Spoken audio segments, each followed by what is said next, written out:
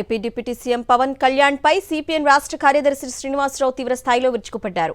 Seize the ship అన్నాడని seize లేదు, ship లేదని ఎద్దేవా చేశారు. ఒక్క బియ్యపు గింజను కూడా సీజ్ చేయలేదని మండిపడ్డారు. కులమతాల మధ్య చిచ్చు పెట్టడం సరికాదన్నారు. సనాతన ధర్మం గురించి మాట్లాడుతున్నాడని, కానీ ఆదివాసీల కష్టాలు తీర్చే చర్యలు మాత్రం తీసుకోవటం లేదన్నారు. అక్కడ ఇప్పుడు ఉప ముఖ్యమంత్రి గారు ఉన్నారు. అదే ప్రభుత్వంలో ఆయన గొప్ప వీరుడు సూర్యుడు.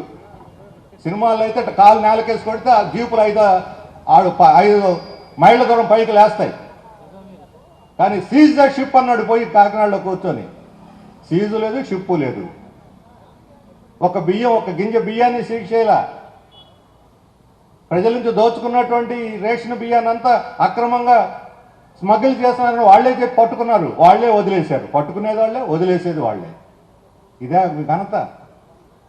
ఇప్పుడు ఆయనకు వేరే ప్రజల కష్టాలు సుఖాలు పట్టలేదు.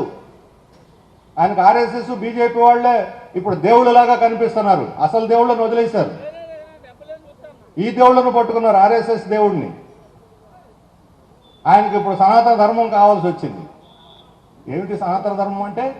ఈ పక్కనే ఉన్నటువంటి ఏజెన్సీలో సనాతన కాలం నుంచి భూముల మీద వేల సంవత్సరాల నుంచి అక్కడ ఆదివాసీలుగా భూముల మీద హక్కు ఉంది. ఈరోజు ఆ భూముల మీద హక్కు లాక్కొని కార్పొరేట్లుగా భూములు కట్టబెడుతున్నారు. అటవీ ప్రాంతం పేరుతోటి పౌడు భూములు వెనక లాగేసుకుంటున్నారు.